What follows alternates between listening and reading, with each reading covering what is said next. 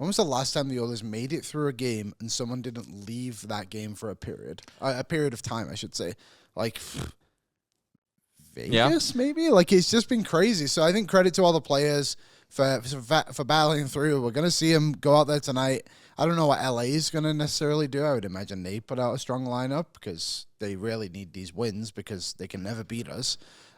So, yeah, it's going to be interesting today, but credit to the players. Yeah, so let's start with the biggest one and the most disappointing news from the weekend. Mattias Ekholm. Yeah. I know they're officially saying he's just out for round one.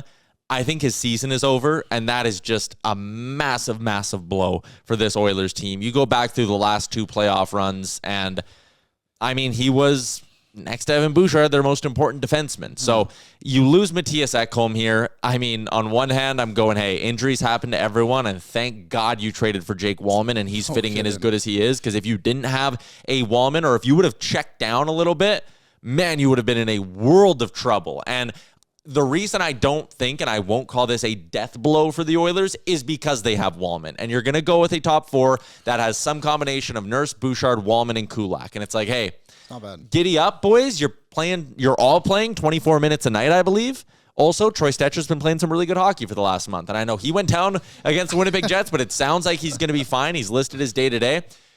Thank God the Oilers got Jake Wallman, because it makes this mildly stomachable for the Oilers.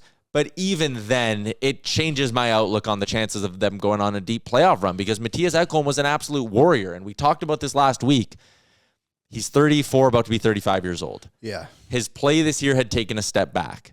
Injury, illness, whatever it was, it plagued him from January on. And now this happens. He comes back, basically plays 2 shifts, and he's hurt. It's brutal. Yeah, from looked like nothing really happened. You know, he just very unfortunate circumstances. And the other thing too, and I think we can talk about it because it's been happening so much recently. If somebody else gets hurt, you've lost the insurance of okay, now we can just bump up Kulak, and our top 4 is still pretty solid. And John Klingberg's not going to be available. I believe he's played his final game as an Oiler. So you're getting slimmer here by the second. Because there was a point around Four Nations. Sorry to keep jumping in, but there was a point around Four Nations where we were like, hey, even if, because you need at least 7 to get through a playoff run. You probably need 8, but we were like, hey, if your 8 is John Klingberg, that's fine. Now you're talking about your 7 being Cam Dineen, and it's like, boy, you're starting a rung down, and that sucks.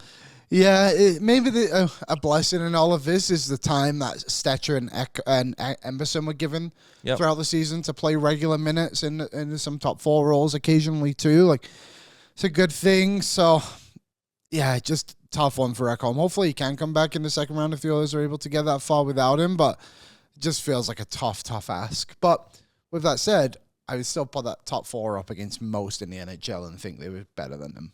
But what do you make of the Oilers being sort of ultra cautious with all these guys? Because you keep hearing the line of well, this guy would play tonight if it was the playoffs. This guy could play tonight if it was the playoffs, but yet they're sitting out. Is this the right approach for the Oilers to have?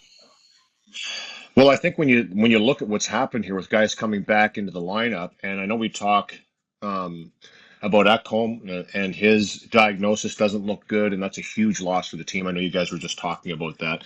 And here's the thing. The comment I'll make on Ekholm. I think the more time you give him, so if you get past that first round, you never know, right? You never know with a couple more weeks of rehabilitation and working on it what it looks like, unless it's something that definitively is going to keep him out. But they haven't closed that door. The answer this morning was he's probably not going to be there for the first round, or most likely not going to be there for the first round. So they're trying to keep that open door.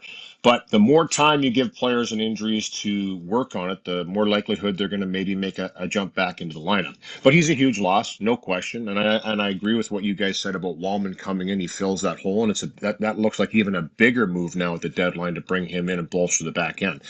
It's been tough. It's been really tough, no question. But if you look at him coming into the lineup, having to go out, hasn't worked. Leon Draisaitl, same thing, missed some games. He's out of the lineup. I mean, these guys that are coming back into the lineup and then it's just not working and they're having to leave.